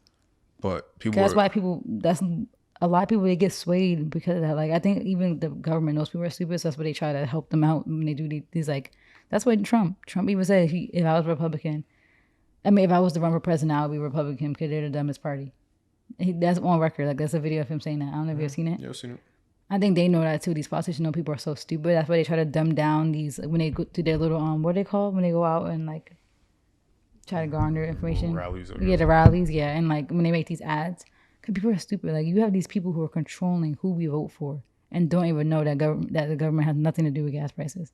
That's scary. And there's too much education out here. There's too much knowledge for you to not know certain things. Just speak on it. Yeah, most people I would say are dumb. They are. And social media exposed that. I'm like, Jesus Christ. A lot of people are really, really dumb. And it's not so much that people don't have the capability of being more educated. And I hate to try to use the word dumb and try to down people, but it's laziness. I think I would consider you to be dumb if you don't try to seek more information or try to learn about your environment or try to learn about other people's experiences. You're dumb because you don't get to learn or experience anything. If there's anything I've learned from traveling this country, and I've been to almost every state at this point, is that there's so many different cultures and experiences. You get different perspectives now, literally. Like you even said to yourself, like you get a whole different perspective just seeing certain stuff. Yeah, it's lives you wouldn't even know. Like people, it's like people live a whole different lifestyle than your little block. Yeah. In New York. Or anywhere, like your little corner suburb somewhere in Tuscaloosa, like I don't know, like it's the world is so much more vast than that. And that's why people encourage traveling because that's one way to easily learn. But yeah, I just feel like now more than ever, there's just so much knowledge out there that there's really no excuse. Like it's laziness. You know how they say babies like and kids, one thing about them is they'll always say why, but why. Where did that go? How come that disappears? I feel like that should always be with you. You should always ask why. Because the parents said, because I said so. Yeah, and that's why that messes you up. Yeah, that's one thing. We're going to talk about parenting. Don't say because I said so. Tell your kid why. You know, like they're curious. And that should be, as adults, you should still say, but why? All right, we have this election coming up. Why do we vote? All right. Why is there electoral colleges? What do they do? What's the effects of them? What about districts? What about this? What about that? Like everything should be why? Why am I voting for this person? Why am I a Democrat? Don't just say, oh, I'm a Democrat because my parents were Democrats. No, like why are you a Democrat? What beliefs do you believe in that they support? Why did you vote for Joe Biden? Oh, I just wanted to get Trump out of here. And okay, valid excuse, but why do you not like Trump? Okay, he said this. Like everything should just be why. And I think nobody ever asks why about stuff. They just talk and they just want to sound intelligent and smart. And it's like, no. And I hate to come across, which I'm sure it does, because people are always gonna have something to say. Like you can't say anything. You say the sky is blue, and somebody's gonna argue with you about it. Yeah. How we're talking? We're elite. This what's the word they always say? Elitist. Yeah, it's not so much that I think that I'm like I think I'm smarter than everybody in the room, but I at least try to be. And I think that's the difference between me and a lot of people, is that some people really are very knowledgeable about a lot of things and they try to be. If you're somebody that doesn't try to be, and then you have the, I would say, audacity to try to speak on something that you didn't try to attempt to learn about, then you just look dumb. Crazy. That's really like what especially to somebody that is already educated in whatever the topic is. Like you just see it so much on social media. Like you see people having these debates, and you see when the person gets choked up because they realize they're not smart as they think they are. Like yeah, like you don't have the information that you think you have. Your opinion is based off of what you see on social media. Like I hate to keep going back to social media, but I know that's so much of what people think. Like they get their opinions off of headlines that publications make for the purpose of making money. Mm-hmm. So they don't even believe in their own things that they're posting. And I feel like people believe that surface level topics and surface level opinions that they see online, like that's it. I'm smart now. Like I feel like nobody really understands. Like there's so much depth that comes in with so many topics. Like I didn't realize that to start oh my God, I can't talk. Start studying for the CPA exam. Like look at all these thick books just to become a public accountant. You gotta go through all this material. It's more than just I read one topic or I took one class about accounting and I know everything about accounting. I know everything about tax now because I took one tax class. Like that's how it is with people. They see one tweet and now they feel like they're expert in that because they've seen this one surface level opinion. Like so much stuff takes that level of depth that people don't want to do. People don't want to sit and study a topic for hours. People don't want to sit and watch YouTube videos for hours and hours and hours on a topic. They just want that quick, fast information and think that they're smart just off that one thing, that one tweet they saw, or that one article headline they saw. Yeah. And then they spew that back out like, oh, I saw that 50% of people are homeless. Like, I saw that article on Twitter. Whoa, where'd you get that stat from? 50% of people are homeless. Yeah, go look up the data. There's a like a large. And go look up not even what the data is, but how they get the data. Who did they they get this from? That's the other thing. What was the focus group size? How many people were even a part of this group for them to get this stat? Because sometimes you get these stats, it'd be like 50% of people are homeless, and they go to like Skid Row and they interview a bunch of homeless people. Okay, of course, now your focus group is only homeless people. So, of course, it's 50% of people are homeless. Like, a lot of these stats that you see, I don't really sometimes even trust a lot of them because their focus group is so small. Like, I'm not going to trust this stat. 9% of people are vegans. It's like, but then you might talk to some vegans in your town and now you think 50% of people are vegans. Like, it's all about your focus group. Like, it's like, that's why I don't know. Stats sometimes can't really trust all stats. Yeah. But yeah, it's just try to be educated because the backlash it just exemplifies the whole everything that he was saying in the special with people are going to try to cancel him, which is exactly what happened. He knew what was going to happen because he's smart. People take a clip and then run with it, and then that's their whole opinion on something. Mm-hmm. And it's just like it gets. I don't see any of it, but I can understand how it can get to be a lot for somebody that It's just, man, it's crazy. It's just really interesting what common public perception and thought is about a lot of things, especially when it's based in something that's not factual. That's why when we just watched that David Letterman thing with Kanye, like everybody in the audience, I feel like they kind of were giving Kanye a weird reaction that sometimes. But he literally was saying like that's why I like Kanye, because he was like, going back to like the whole Trump thing, he was like, he just wants to have a conversation. That's all he was trying to do by wearing the hat. Like he trying to, the hat thing. I still understand that it was very like, I get how it looked, but he literally said he just wants to have a conversation about fear, like the fear. He didn't like, why do I have to be fearful to wear this hat? Because I'm a Trump supporter, but doesn't mean I support everything that Trump, says. Like I get what people saying, because Trump was just such an extreme person that his example was. But I feel like for him, he felt like it was the best time to really ask people, well, why? Why do you not like him? Give me specific examples of why you do not like him. But when people did that, then he didn't have anything else to say. When people would literally say, "This is why." No, but he did respond. He was like, "Yeah, like that was bad, but like not everybody who votes for him is voting for that." But but that doesn't even make sense. I get what you're trying to say though, because he said like he knew people. Like he was more so talking about the first election, not the second election. Like the second election, a lot of people woke up. I think that's why he lost. But the first time around, he was saying like a lot of people voted for him that were scared to say they voted for him, and he was saying like that's messed up. Why do you have to be scared to say who you voted for? Like it just, he was making good points. Like it's kind of crazy. Like you feel fear about who you voted for because what the reaction you might get. Someone might jump you or curse you out or whatever. And but the thing about that is that the reason why those people feel afraid is because they know that they voted for somebody that stands for something that's not good. And and that's why they wouldn't. Because if he stood for something positive, would they not be like, yeah, I voted for him? But like Kanye was saying, all these politicians are bad. How come there's no fear about voting for some other people who did this crazy stuff too? Like, we talked about even Obama. A lot of people love Obama. You talked about Lupe Fiasco. A lot of people love him because he's the first black president, and I do too. But it's like, you don't really necessarily do a lot of positive things. Like people always want to blame Trump for the cage thing, and that was Obama's administration that did that. It's been the thing. There was just no headlines about it, so nobody knew. The whole case thing started with his administration. So do what you will with that information, but it's just like it is crazy. Like I get Trump as an extreme example. I wish Kanye would have used a different Republican and Democrat to do what he was trying to get across. But Kanye said himself he didn't vote for Trump, but he just wanted to prove something about fear and wanted to prove something about people's backlash. Instead of having a conversation, like I think that's really what he was saying. Like, is F you vote for Trump instead of let's have a calm and civil conversation. Let me see why. If we get to the root of the conversation that the person's a racist, okay, now you can have outrage. But he said that so many people don't even get to that point because it's met right away with anger. Instead of, why'd you vote for Trump? Let me hear why you voted for him and what policies you support. And say, okay, blah, blah, blah, blah, blah. I say, okay, then why'd you vote for this person? Blah, blah, blah. And then you could agree to disagree. He's a horrible example because if you would have, no, Kanye is a horrible person to do that because even if you ask Kanye about Trump's policies, he wouldn't know either. No, but that's not what Kanye was saying. He's not saying, he was just saying, he was making an example out of I understand politics, saying that people never even have a conversation. He said he didn't vote. He said that.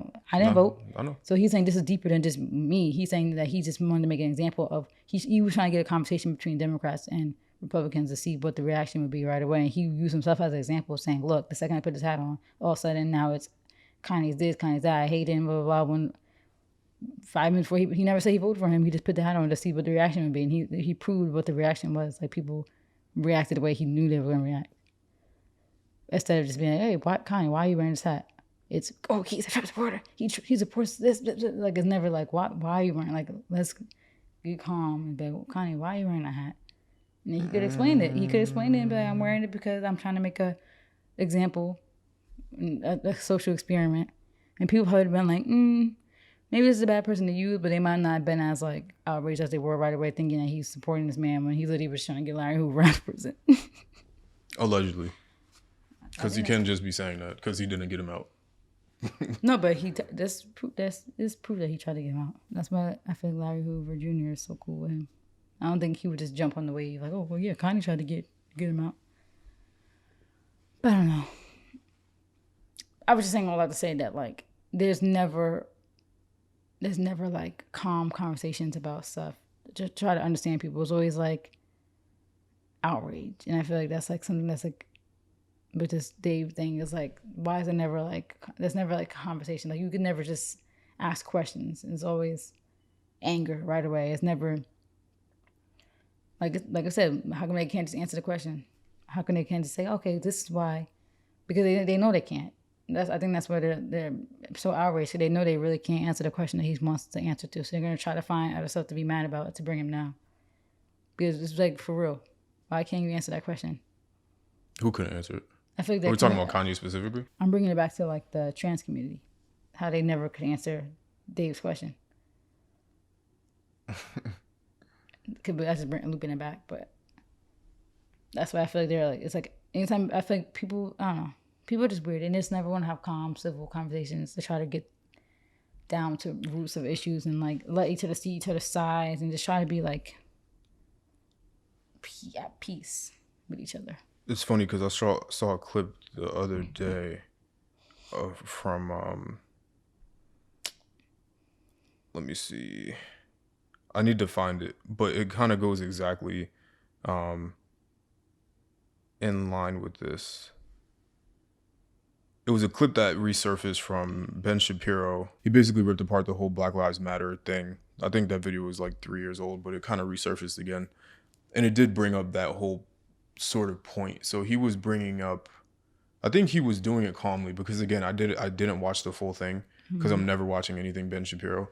But he brought up, or they were having a discussion. Some people that were two black people, a black woman and black man, were on the panel, and then there was some other white person, I think, and it was him. And he asked the question. He was like, "How is racism?" Something, and I really hate to paraphrase this because if he didn't say it along these lines, it's gonna make him sound crazy. But he said, well, how does racism today impact the black community or something like now? Yeah, or something to that effect. Which is just a question. Like somebody should just be able to answer it. But the immediate reaction, and hopefully I could find the clip really quickly. So he was just like probably like genuinely asking. Like he wasn't trying to be funny. No, he genuinely asked the question. Yeah, like, oh, like how is it? Because he's like, that's the thing I get that kills sometimes. Because like us black people will say, oh, white privilege, blah blah blah. But that's like a thing. Like somebody had a good diagram. They said what white privilege is. It's like white people having a path, right, with a few rocks in there, and then there being a wall where they can't see anybody else's path, like minorities. And that's the thing. They're blind, and it's not necessarily their fault. Like, you know, they can still educate themselves, but it's like, I think everything's always outrage, you know? Like, I saw that on TikTok. Like, somebody asked a question. Like, okay, you know what? This girl was ranting. That's what it was. This girl was ranting about lip fillers and tanning and all that, you know? And then she later posted another TikTok showing, like, her DMs on Twitter, I think, or TikTok, or Instagram. And her DMs were literally flooded with, like, a lot of, like, people who were like, hey, you know, I'm white, and I just want to know, like, how I could be an ally. I feel like the intention was good. Like, it was there, you know, like, which she identified too. But then she was, like, ranting after that. She's like, I appreciate the DMs, but it's not black people's, like, you burdening us to educate you guys. Like, I'm like, whoa, whoa, whoa, whoa, whoa. Like, I get it, but it's like, okay, we can't go tit for tat about everything. It's like, now you're mad at them because now you feel like they're burdening you to educate. Like, oh, you shouldn't burden a black woman to educate you on how to be an ally. Go read books. Go do. And I get that. Yeah, they should do research. But, like, I feel like their approach was wild. Like, I feel like with this, he asked a question and is met with, go, probably like, go read. This racist. Are you dumb? Like, it's like, whoa. Like, he might just really want to know because the blinders up. And, yeah, maybe he should be more open to doing research. But it's like, we should have these conversations. We should be able to have these conversations civilly. Yeah, so their response wasn't so much what's the word? Hostile, like hostile, yeah, as it was kind of disrespectful. So I have the clip here. Hold up, let's see. 59 times more than that of black families. Let's see. Wealth. Family worth is just $1,700, while 40% of black families have zero or negative wealth.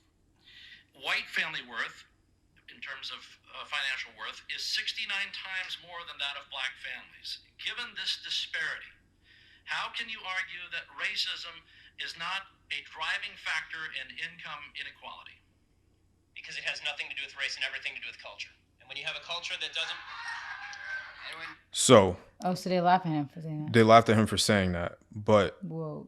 That was like a very, like, whoa, why are you laughing like that? Like, relax. But also, I understand the laugh because they're saying, he's trying to say that basically the answer to the question was racism doesn't have as much to do with the reason why black people don't have more economic power than culture. But like, let him get the point before he laugh. Yeah. Like, let him get it off, and maybe it's like, all right, let's hear what you guys say. And I don't agree with that for a lot of reasons, because the whole I'll get into it later, but this was what happened after that.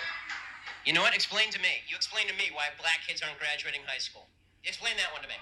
Explain to me why black kids are shooting each other in rates significantly higher than whites are shooting each other. Explain to me why 13% of the population is responsible for 50% of the murder. Explain to me why the number of black kids in prison, not for innocent reasons, not for walking down the street and getting pulled into a prison, is so high. Explain, if it has nothing to do with culture, explain to me why the single motherhood rate in the black community jumped from 20% to 70% in the same course of time that the civil rights movement has made such tremendous strides. Is America more racist now than it was in 1960? And if it is, please explain to me how that happened. Ooh. So what do I think? Got quiet. Yeah, literally silence after that. I mean, and it's not so much that I'll answer some of that, even though that's not the point of what we're trying to make. But like, I feel like, but that's the conversation we can have. I mean, the whole single mom thing going up, I don't know. But I feel a lot of effects that he might not understand. It's all delayed response to stuff that's rooted. Like, yeah, we could recognize the issues and turn it around, but black people are killing each other because they've been put in that environment. Like, that's what they were pushed to. Like, think about Tulsa. You had these thriving community that turned to nothing. That turned into, like, with no reparations. You burned it all down. So now you have these people who have to build themselves up from scratch. And human nature, you turn crazy. You turn on each other. And that's what happened. It's a delayed response. Yeah, so... But, he was a little crazy asking that question. But it's like, yeah, don't lie. Explain to me. I think that's what he was just frustrated because nobody explains to him. Because he should already know. Yeah, and this was on his page, so any sort of response after that, I think he kind of cut out because it jumped to something else. Dang, and I don't so much necessarily agree with his point, because at the end of the day, and this is not really a discussion about what he was saying or the black plight or anything like that, but to respond to what he was saying, so many of those statistics can be routed back to the impacts of slavery and even like the drug offenses, discrimination. Even drug offenses, like, it's conspiracy kind of, but I feel like it's been, I don't know, they put the crack in communities. Because where did it come from? Somebody put it there. Black people did not import. Yeah, from Cuba, whatever they get it from. Yeah, we didn't even have the ability to do a lot of things. So it's like, okay, of course, if these communities somehow got all these drugs out of the blue, of course they're gonna go to jail for drug offenses. Like, you look at the whole Frank Lucas story, like how the military was flying it into here. Like, that's how it works.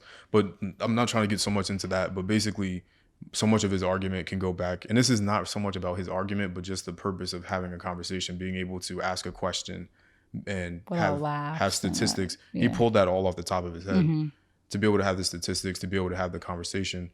And I don't agree, because so many things, it's, what's the word? It's like almost it's circular. It's a circular argument, basically, because you talk about black kids not being able to graduate, or the drug rate, or murder, and all these different things, but it all is so circular, because it all comes back to, we were placed in these scenarios because of from colonizers and slavery, because there's trauma. There's just trauma there that's rooted.